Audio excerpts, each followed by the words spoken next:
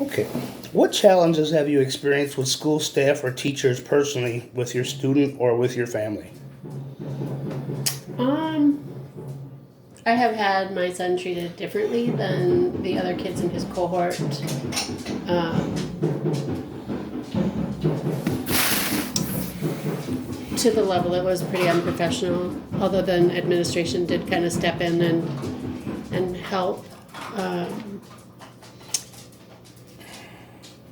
I would say after the 2016 election, there was fallout. A lot of kids were really upset at the results.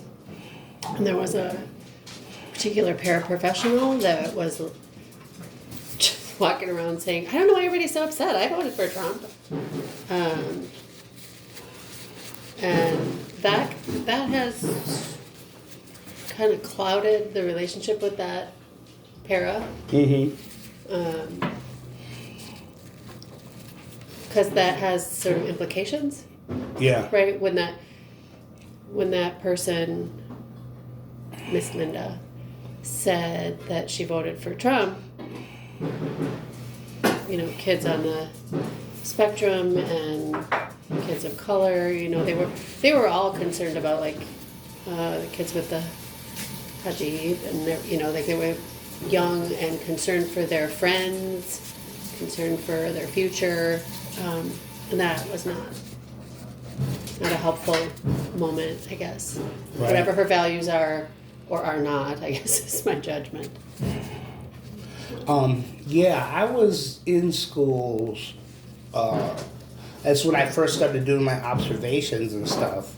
And I remember, I'd be having a group discussion, and one of the kids would speak, and they would go, "Wrong," like the current president did in the debates with Hillary. Yeah.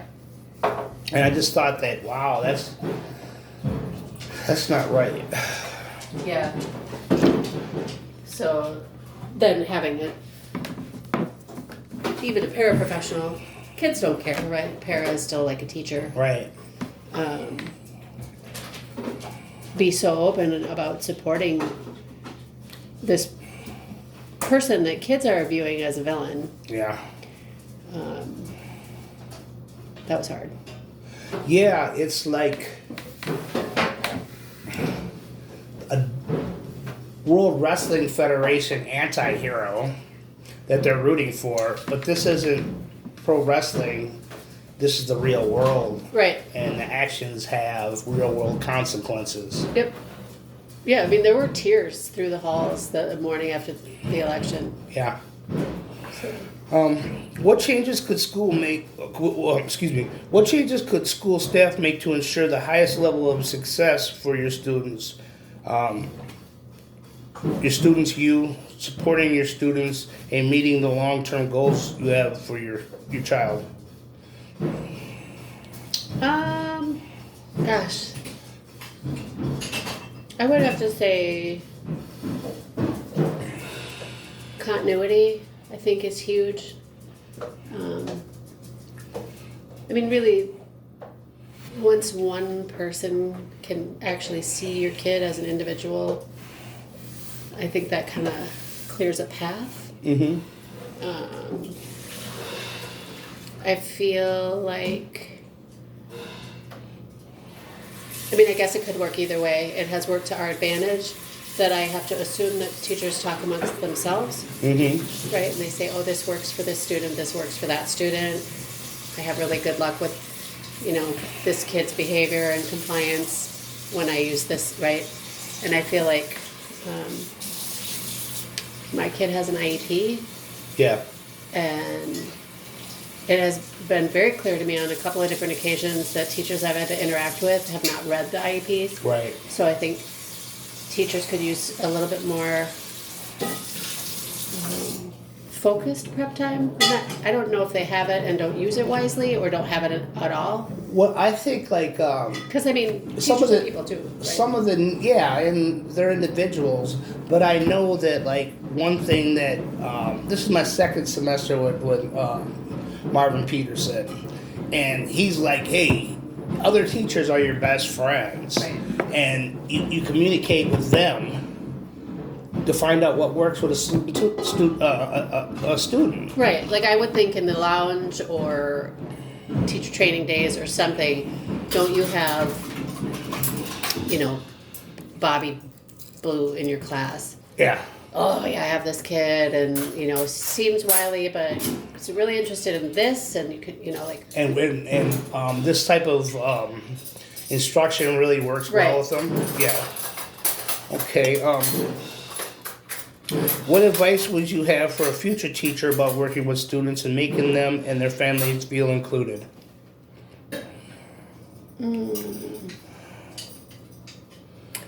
the number of times that I have interacted, and it started from the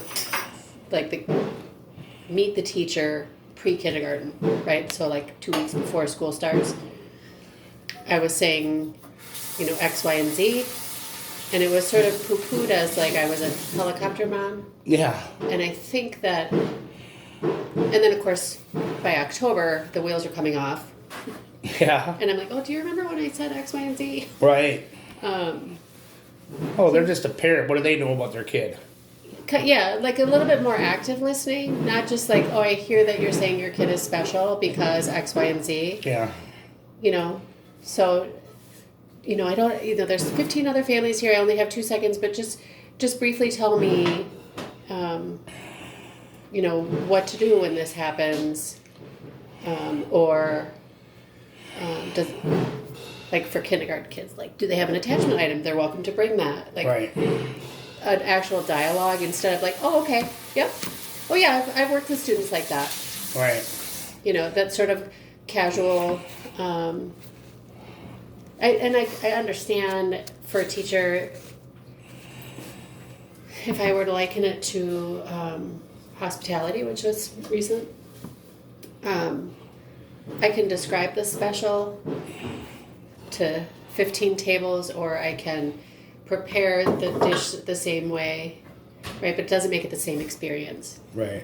And I think that, you know, the same is true in education. I think teachers have a lot of parents and a lot of stuff to wade through, that it would get really easy to depersonalize those interactions. What are areas where you feel like teachers or school staff have supported or extended support to you, your child, or your family?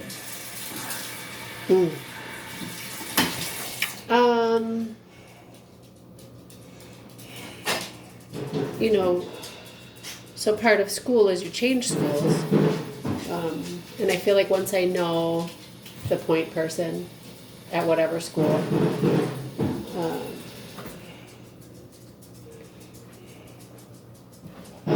one administrator at a school now is the vice principal of that end of the alphabet, or that grade. I don't even know how they divide up students, right? And there's more than 2 or 3.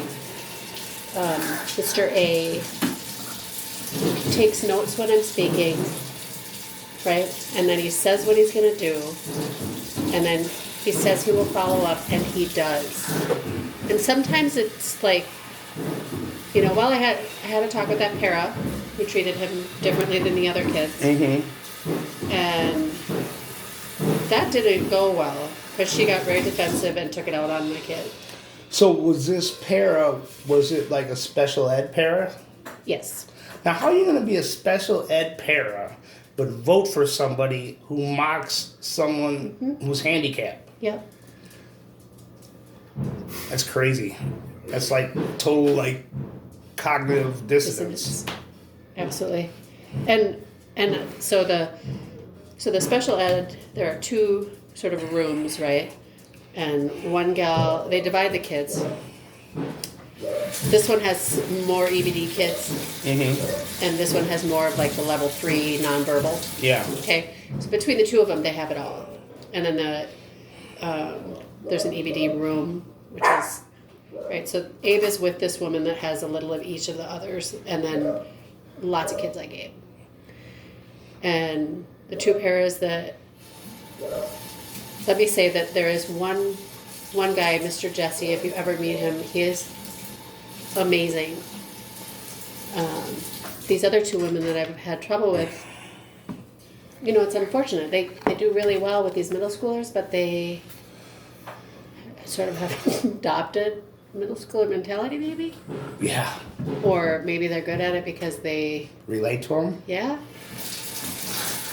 You know, it's, and I don't mean that to be dismissive. I think their work is hard. Yeah. I think because Abraham is super high functioning, another straight A report card, right? But he has other issues. It's not behavioral, Right. you know. It's so the EBD kids kind of make him nervous because he's not a violent guy, Right. and then he knows that he's not this kind of special ed. Right. So what happened with this one woman was these kids all need para help, right, in a co-taught class. And so these are his peers, but not academically. Right. So he didn't need her help, but those are his people.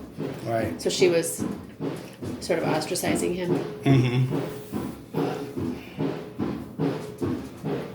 And I think that's all.